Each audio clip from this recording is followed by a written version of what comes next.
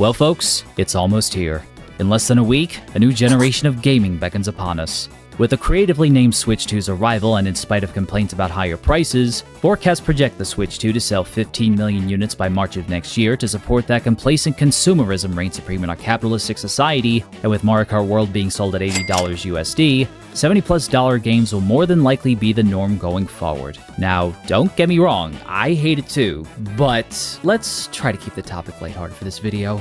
No matter how you feel about game prices, a console's launch titles can make or break it, because, especially since people are paying even more for a new console and games, of course they want something to play. No doubt the most anticipated launch title is Mario Kart World, which is being bundled with the Switch 2. Since the Super Nintendo, Mario Kart has often been the highlight of many a sleepover and has severed friendships in a way that only Monopoly can compare. And with 24 racers, this is sure to raise even more chaos, as if 12 racers weren't enough. With this amount of racers, naturally this calls for a larger cast of characters, and therefore, many racing prospects will make their debut. No doubt that each character has fans that are excited to play as them, myself included, and in anticipation of Mario Kart World, I'd like to discuss my thoughts on each burgeoning trophy winner, so let's take a look. The thief who debuted in New Super Mario Bros. U made his playable appearance in New Super Luigi U as an easier choice catered toward those who are less skilled. Nabbit cannot use power-ups, but the trade-off is that he's immune to most enemies, but that won't be the case here. Unlike his platforming appearances, Nabbit won't be immune to the horrors of Mario Kart races. While this isn't Nabbit's first time being playable in Mario Kart, here, Nabbit will get the true Mario Kart experience. Immunity won't save him from the seemingly endless spamming of red shells, lightning, and of course that godforsaken blue shell from hell. Welcome to the big leagues, kid. The most iconic enemy that has perhaps killed Mario more times in Super Mario Bros. 1-1 alone than all other enemies combined gets his rightful debut in Mario Kart. Besides a handful of playable appearances in Mario Baseball and Mario Party, playable appearances by Goombas have surprisingly been sporadic. For this little guy though, he represents his kind with pride as he seeks to claim his rightful place as the most vicious karter and show just why he has succeeded in killing Mario more times than Bowser could ever dream of.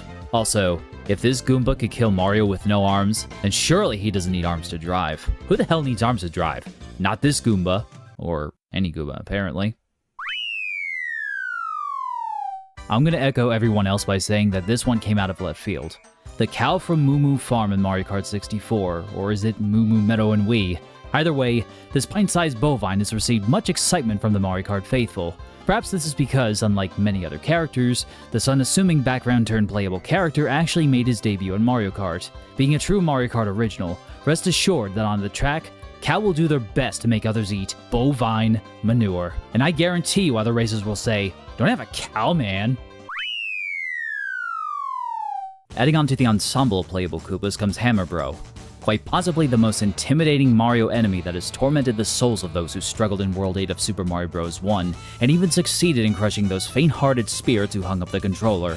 Although Hammer Bros usually show up in pairs, this is one of the rare cases where one is somehow worse than two.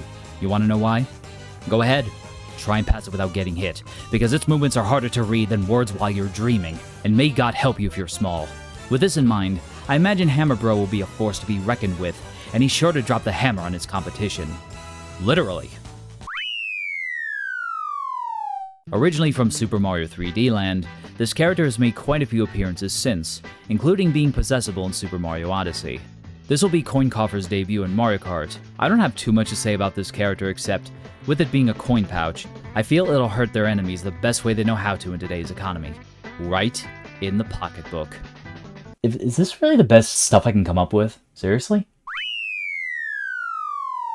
Waluigi's little buddy who happened to get in as a character in Smash Bros. Before himself, and Waluigi is damn proud, so don't let anyone tell you it's not canon. This plant makes his racing debut. I must admit, I find it perplexing that they put in a regular Piranha plant when Petey Piranha was present in Mario Kart 8.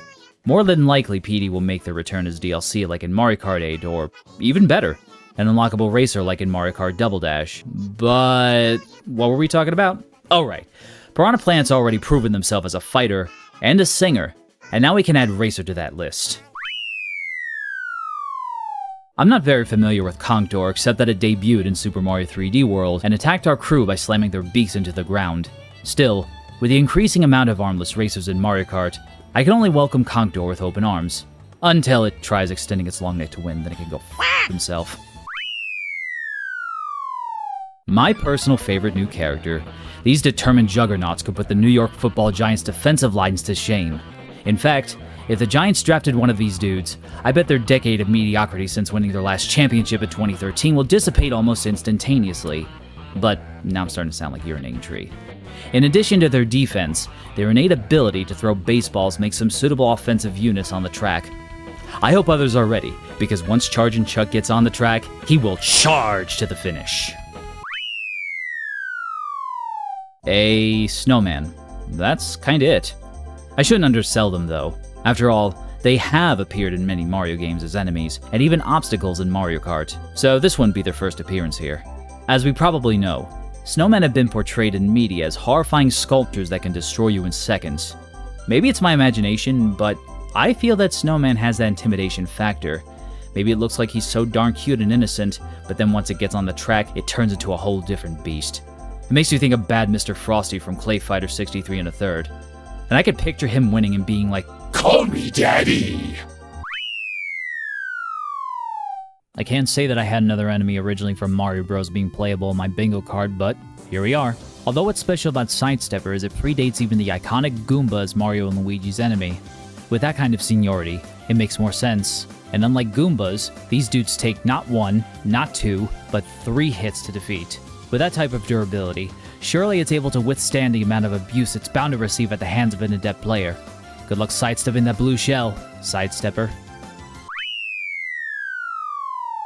I'm beginning to see a trend here, but with all the armless characters. One cannot ignore how recognizable this enemy is though, and may as well be considered the underwater equivalent to a Goomba. Thanks to games like Paper Mario, we know how capable Cheep Cheep are, and I guarantee you once Cheep Cheep takes the track, losers against Cheep Cheep mains will cope by saying how Cheep Cheep's win was. And once they do that, just say they're salty and squirt water into their face. You sounded thirsty. The handy cousin of Monty Mole steps out of the hole they hide in and makes their debut in Mario Kart, lid and all. Another graduate from being an obstacle in Mario Kart, Rocky Wrench looks to throw a wrench at his opponents. And by wrench, I mean Koopa shells, hammers, bombs, you know the bit. It does look like they have a wrench, so maybe they're trying to look impressive by driving with one hand. Then again, it's probably hard to grab the steering wheel with those paws. But then again, maybe I'm just being pedantic about how the hell these dudes can drive karts to begin with. So let's move on.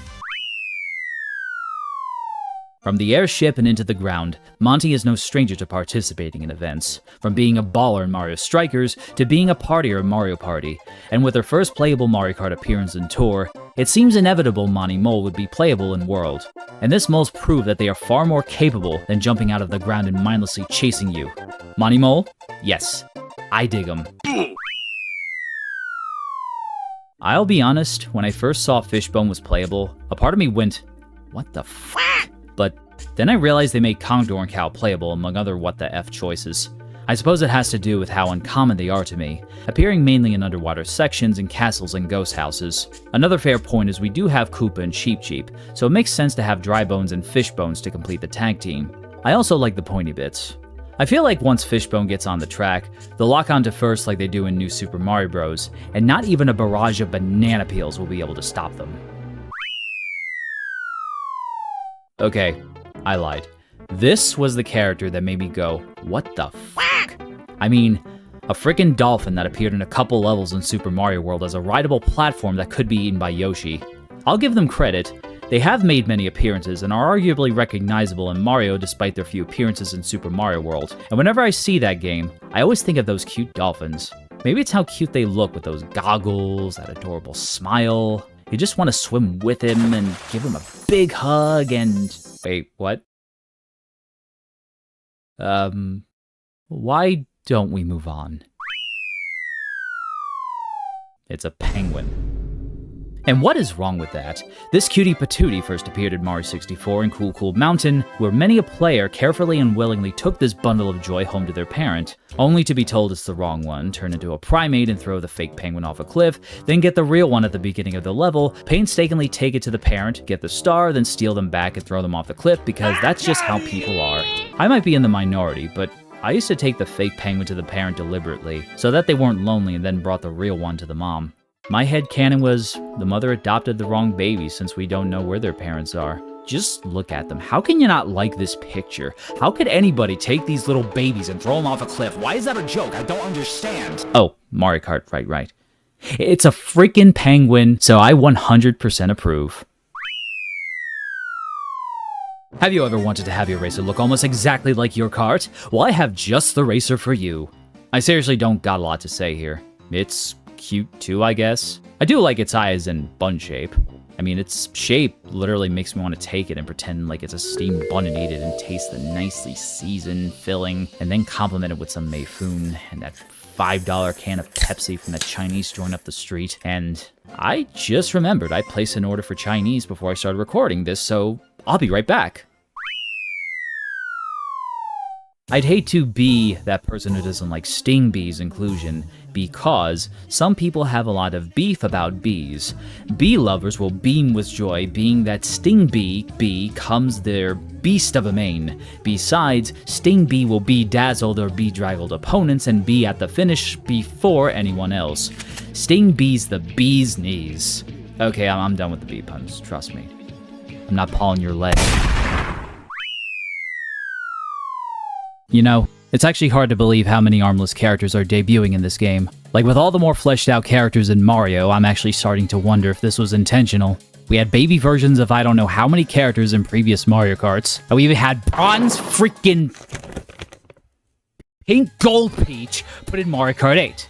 It's like Nintendo listened to us complain about them taking the same character and making them dumb babies, and this is Nintendo's response. And we know that Mario Kart has franchises like Donkey Kong and Wario that Nintendo could pull from. For example, in Donkey Kong, there's Cranky Kong, King K. Rool. How about Lanky Kong? I like to play as Lanky Kong. And for Wario, where do I even start? There's Captain Syrup, Ashley, 5-volt, Orbalon, 5-volt, 18-volt, 5-volt. But no, they're just gonna keep putting in a bunch of stupid armless characters and glorifying background objects instead.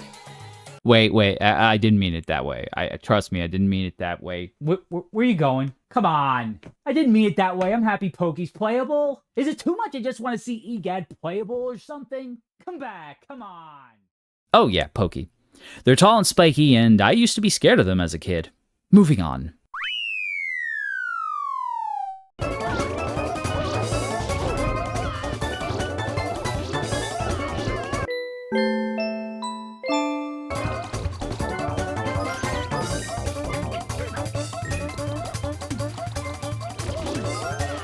This enemy.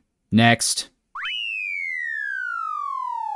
Well, this one has arms for sure, and it looks like our buddy Boo got the Waluigi treatment by being regulated as an item only. Sorry, Boo, but it looks like you'll have to wait in Mario Kart item hell a bit longer. Well, at least we got King Boo, and it's not like Boo hasn't had his share of playable appearances in the past. Anyway, there's something about this ghost that I like and can imagine playing as them from time to time in a similar way I enjoyed playing as Dry Bones in Mario Kart DS. It's also ridiculously cute. I mean, seriously, just look at it. It's cute eyes, it's so small, and I just want to grab it. If it wasn't a ghost, I would grab it and squeeze it to the point where they explode. Did you know that cuteness proximity is linked to aggression? Anyway, I'm sure once Peepa gets behind the wheel, Peepa will stupefy their foes that they won't make a peep because they'll be too impressed with how this spirit embodies the spirit of racing. And yes, I did 2 ghost puns. Please don't hate me for it. Wait, hold up. Spike is going to be a character in Mario Kart World? Seriously? Dude, that is amazing. I mean, Spike hasn't been playable since mobile golf in Japan. Just one more reason why the Super Mario Bros. Movie is kick-ass. And now even more people will learn about form and Oh, wait a minute. We're talking about that Spike? Oh, fuck that shit. Okay, seriously. I actually really like Spike being here, and I'm looking forward to playing as him, if not for how people modded Spike in new Super Mario Bros. Games to be every enemy, or even play as him. So for him to be a new racer is pretty cool. Also, just look at Spike in Super Mario Bros. 3. Look at him. He is so determined to get to Mario. It doesn't matter that he can't jump, or that all he can do is cough up spike balls and throw them. He is trying so hard, and you just gotta love him for that. And while this may suggest that Spike is single-minded and dumb, I think that this will aid him on the track when he's going for the gold. Although, sooner or later, Form and Spike has to be brought back. Since the Super Mario Bros. Movie was so successful, they have to bring him back. Right? I actually really like this inclusion, despite how mean some of them were to Mario and Mario Sunshine, although it was understandable in the context of the story, even though the black dots they have for eyes couldn't differentiate Shadow Mario's liquid form to Mario's flesh. Between you and me, I suspect some of them aren't the brightest bulbs in the lamp. But then again, A&W's third pounder failed in the 80s because Americans thought 1/3 was less meat than McDonald's quarter pounder. My point is that Piantas can be just as stupid as humans. Come to think of it, other species in Mario can be just as stupid. In fact, this idea sounds pretty stupid itself, which proves my point. Besides, if Piantas didn't believe Mario messed up their island, they wouldn't have been a character here, right?